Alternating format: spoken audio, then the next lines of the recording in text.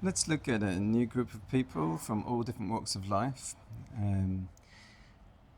They're going to include artists, they're going to include politicians, reformers, people from various centuries. From advertising to medieval statescraft and to trumpet players to talent judges of all different kinds. Okay, let's look at a contrast by the Buddha with what the Buddha may say. There would be interesting meetings to be at. So let's start 23rd.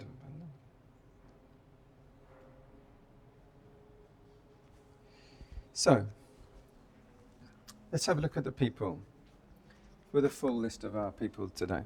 Jean-Michel Jarre, synthesizer player. Louis Armstrong, trumpet player and singer. Alfred Hitchcock, Aung San Suu Kyi, Oliver Cromwell, Frantz Fanon, Malcolm X, Oscar Wilde, Montesquieu, Marie Antoinette, Maximilien Robespierre, John Dee, astrologer, Will Sommers, jester, John Milburn, leveller, Jean-Michel Jarre versus the Buddha, the composer of Soundscapes versus the teacher of silence, contrast in creation, Jean-Michel Jarre, pioneer of electronic music, declared, sound can open the mind to new dimensions. The Buddha, while valuing mindfulness listening, taught, the deepest peace lies not in sound, but in the silence of the still mind. Quirk and innovation. Jarre's work transcends form, how audience perceive music, combining technology and emotion. The Buddha might say, innovation is beautiful when it inspires clarity, but attachment to creation can obscure liberation. Attachment to experience. Jarre's dedication to immersive soundscapes parallels clinging to sensory experience. The Buddha might caution, sound, like all sensations, arises and fades. True freedom lies beyond the ephemeral. Sutta twist. The Buddha might share the Satipatthana Sutta, MN10, guiding mindfulness of sensory perceptions. Hear, but do not cling to sound. Recognize its impermanence and dwell in freedom. Jarre might ask, can't sound itself be meditative? But the Buddha might reply, only if it leads the mind to stillness. Louis Armstrong versus the Buddha, the ambassador of jazz versus the teacher of harmony. Contrast in harmony. Louis Armstrong once said, what we play is life. The Buddha, too, saw life as a composition but emphasized inner harmony. Life is a symphony of causes and conditions. Attune yourself to peace and suffering ceases. Quirk and expression. Armstrong's joyful trumpet playing and unique voice brought the world together through music. The Buddha might observe, joy in music is fleeting. Joy in wisdom is unshakable. Attachment to performance. Armstrong's identity as a performer shows dedication to external expression. The Buddha might advise, let go of the need to perform. and find the inner music of freedom. Sutta twist. The Buddha might share the Karaniya Metta Sutta, essay in 1.8, on celebrating goodwill and harmony. Let your thoughts of kindness flow to all. Armstrong might ask, can joy change the world? The Buddha would reply, yes, when it arises from compassion, not craving.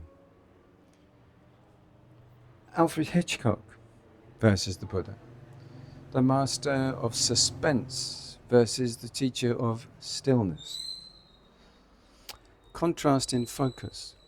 Alfred Hitchcock famously said, there is no terror in a bang, only in the anticipation of it. The Buddha, addressing fear, taught fear arises from delusion. Stillness reveals the truth that ends all terror. Quirk and control. Hitchcock meticulously controlled every detail of his films to evoke suspense. The Buddha might say, control, when rooted in wisdom, leads to peace, but control from fear perpetuates suffering. Attachment to narrative. Hitchcock, his career revolved around storytelling and gripping plots. The Buddha might observe stories are compelling, but clinging to them binds us to illusions. Freedom is found in letting go of the script. Sutta twist. The Buddha might share the Bahya Sutta, that is Udana 1.110 on the direct perception, when there is no anticipation, only seeing remains. Hitchcock might ask, but doesn't suspense make life interesting?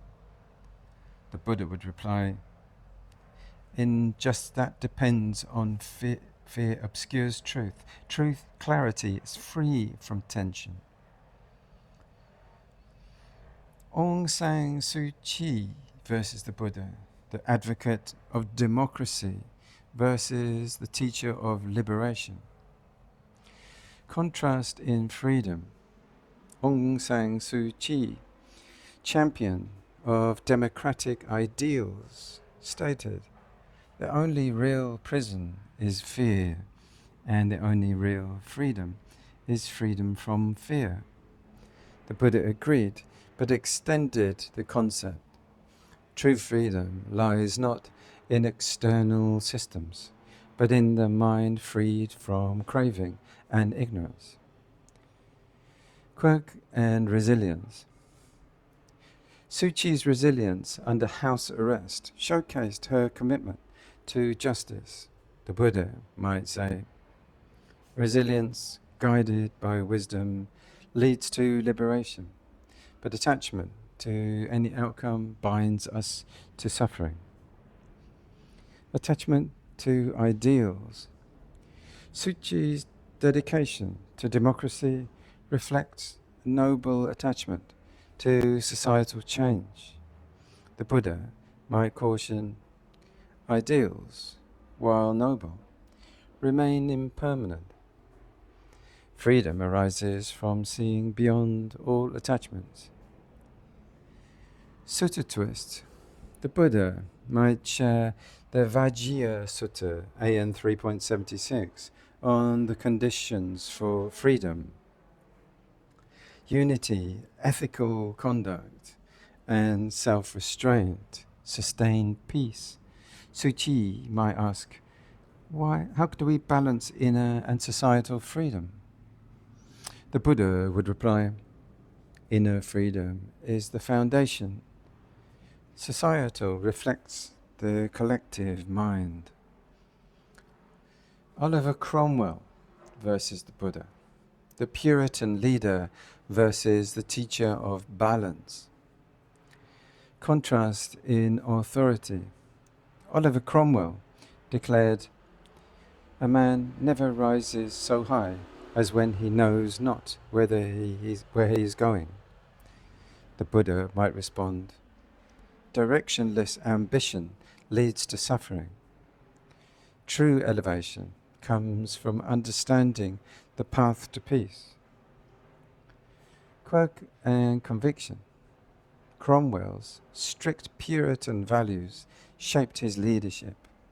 The Buddha, while valuing discipline, might say, "Discipline without compassion becomes tyranny. True guidance arises from balance." Attachment to power. Cromwell's role in the English Civil War revealed his clinging to control and reform. The Buddha might observe, "Control and reform are fleeting.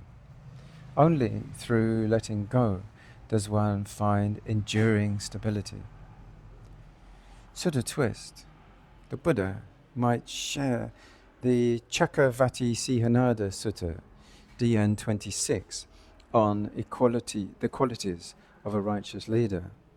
Lead with compassion, not force. Cromwell might ask, "Can one lead without power?" The Buddha would reply, "True power arises from virtue, not coercion." Frantz Fanon versus the Buddha, the voice of liberation versus the teacher of liberation. Contrast in revolution. Frantz Fanon stated, "Violence is memory man recreating himself." The Buddha, who opposed violence, might respond, "True self recreation in this is found in non-violence and wisdom." Quirk and intensity. Fanon's dissected colonial oppression and the psychology of liberation.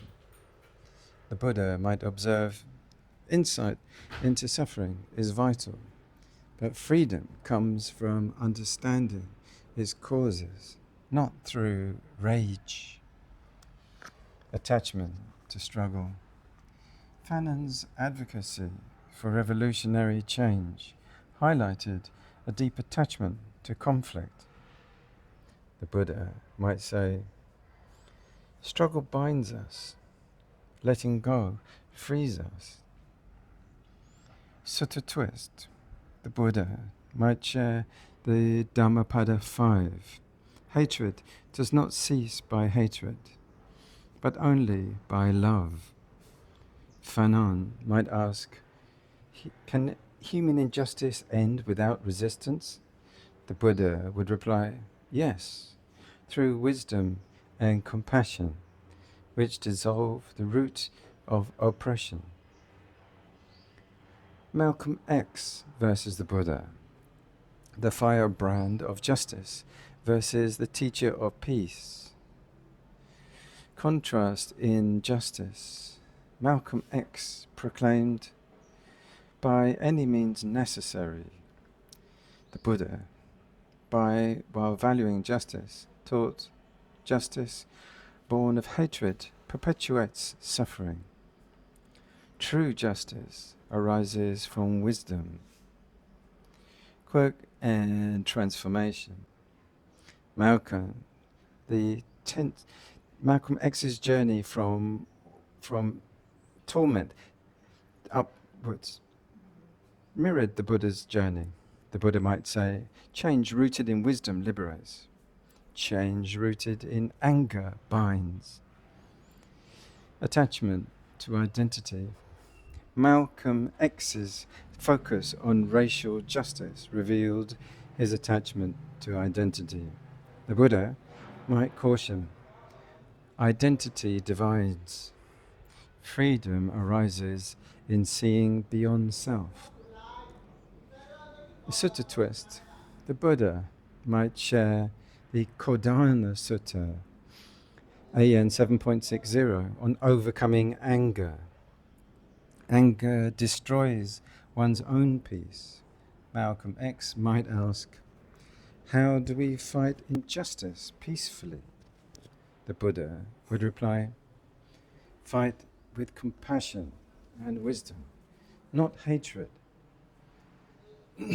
Oscar Wilde versus the Buddha, the aesthetic rebel versus the teacher of simplicity. Contrast in beauty. Oscar Wilde wrote, the truth is rarely pure and never simple. The Buddha might respond, the ultimate truth is both pure and simple. It is freedom from suffering.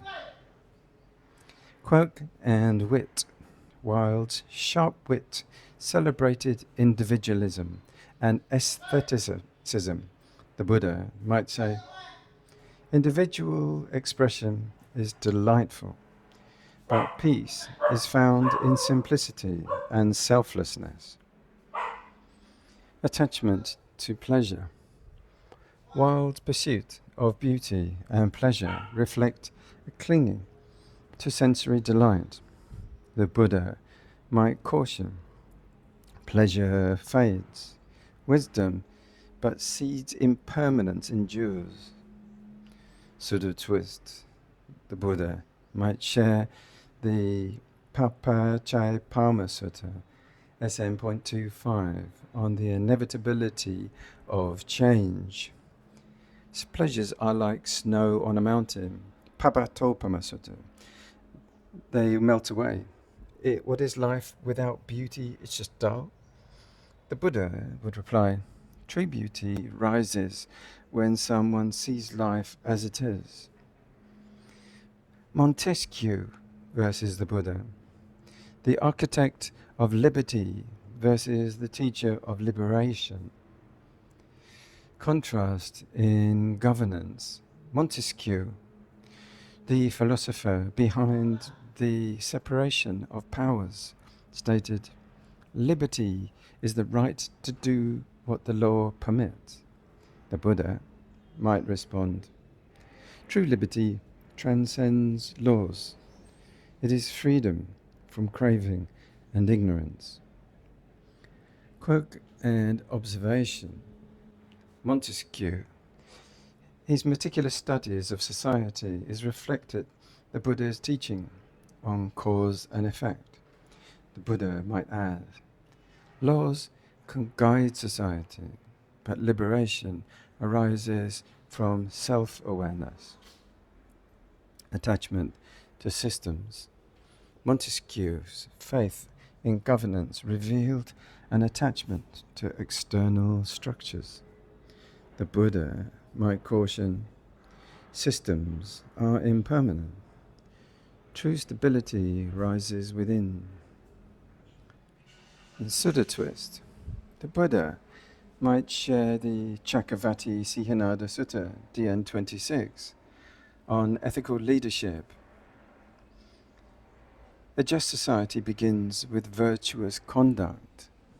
Montesquieu might ask, can governance ensure happiness? The Buddha would reply, happiness arises from within, not from governance alone. Marie Antoinette versus the Buddha, the queen of extravagance versus the teacher of moderation. Contrast in values. Marie Antoinette symbolized luxury, famously saying, let them eat cake. Though historically disputed, the Buddha, valuing simplicity, taught happiness arises from contentment, not excess. Quirk and indulgence. Her indulgence contrasted starkly with the Buddha's renunciation. The Buddha might observe, indulgence blinds us to suffering. Renunciation opens the path to peace. Attachment to status. Marie Antoinette's clinging to privilege mirrored a fear of loss. The Buddha might caution, Status is fleeting. Freedom arises from letting go of all possessions. A sort of twist. The Buddha might share the sutta known as the Dhammacettiya Sutta, MN89, on the joy of simplicity. Those who are content with little live with ease. She might ask, is renunciation not dull? The Buddha would reply, it reveals joy beyond the material. Maximilien Robespierre versus the Buddha, the architect of revolution versus the teacher of peace. Contrast in methods. Robespierre, a leader of the French Revolution, declared, terror is nothing but prompt, severe and flexible justice. The Buddha, opposing violence, might respond, justice rooted in fear perpetuates suffering. True justice arises from compassion. Quirk and fervour. Robespierre's intensity drove change, but also destruction. The Buddha might say, fervour without wisdom blinds. Balance opens the path to liberation. Attachment to ideals. Robespierre's fixation on revolution revealed clinging to transient goals. The Buddha might caution, clinging to any ideal binds. Freedom arises from equanimity. In a sutta twist, the Buddha might share the Metta Sutta, SN 1.8, on the power of goodwill. Hatred is overcome not by hatred, but by love. Robespierre might ask, can peace come without force? The Buddha would reply, yes, for peace achieved through wisdom is enduring. John Dee versus the Buddha, the magus of the occult versus the teacher of clarity. Contrast in knowledge. John Dee and Elizabethan polymath sought hidden knowledge, including alchemy and astrology. The Buddha might respond, the greatest knowledge is not hidden. It is the realization of impermanence and non-self. Quirk and mystery. Dee's life blends itself in mysticism. The Buddha might observe, mysticism inspires wonder, but liberation is found in direct insight. Attachment to secrets. Dee's obsession with the occult reflected a search for power. The Buddha might caution, power binds. True wisdom is letting go of all desire. A sutta twist. The Buddha might share the Te Vidya Sutta, DN 13, on the true vision of liberation. The path to freedom lies not in rituals, but in insight. Dee might ask, is mystery not part of the truth? The Buddha would reply, truth shines clearly when the mind is free of delusion. Will Summers versus the Buddha. The king's jester versus the teacher of serenity. A contrast in purpose. Will Summers, court jester to Henry VIII, used humour to highlight truths, and in a turbulent court, the Buddha might say, humour reveals truths, but wisdom reveals freedom. Quirk and wit. Summers' role required tact and cleverness to navigate a dangerous court. The Buddha might observe, cleverness can disarm conflict, but wisdom dissolves it entirely. Attachment to roles. Somers' identity as a jester tied him to the whims of the court. The Buddha might caution, roles are masks. Letting go reveals your true nature. Sutta twist. The Buddha might share the Kalama Sutta, AN 3.65, encouraging critical thinking. Question on. Even what brings laughter? Somers might ask, can laughter lead to wisdom? The Buddha would reply, only if it opens the heart to truth. John Lilburne versus the Buddha, the leveller of rights versus the teacher of liberation. Contrast in freedom. John Lilburne, a leveller, fought for civil rights, stating, the liberty of man is the liberty to know God's law. The Buddha might respond, liberty is the mind freed from craving and delusion. Quirk and defiance. Lilburne's bold defiance inspired change, but also conflict.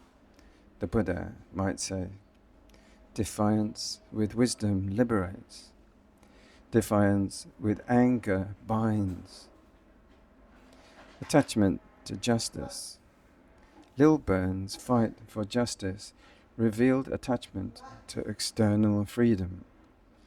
The Buddha might caution, external freedom is fleeting. True freedom is unshakable peace. Sutta twist. But the Buddha might share the Dhammacakkappavattana Sutta, SN 56.11, on the Four Noble Truths. The freedom arises from understanding suffering and its end. Lilburne might ask, can freedom be external? The Buddha would reply, freedom begins within. This brings us to the end of our sitting, of our session, which has covered an interesting group of people, from Jean-Michel Jarre, the French-Canadian musician, synthesizer and laserist; Louis Armstrong, skilled and dedicated singer and trumpet player, a jazz aficionado; Alfred Hitchcock, director of films. I just inhaled a fly.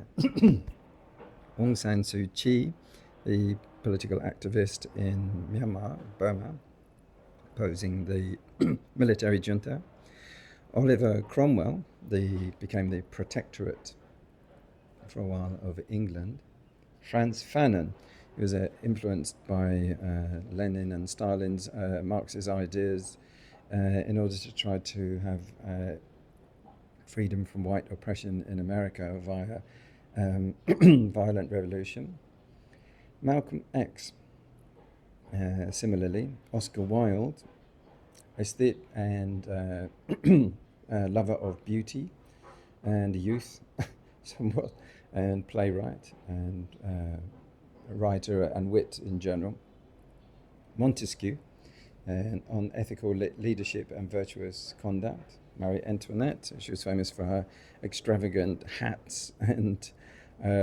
flamboyance in fashion while the streets were full of starving people; Maximilien Robespierre, who was instigative with the French Revolution; John Dee, the court astrologer for Elizabeth I; Will Somers, the comedic jester to Henry VIII; and Jean Lilburne, who was active for civil rights and equality for all in England in various guises, called the Levellers.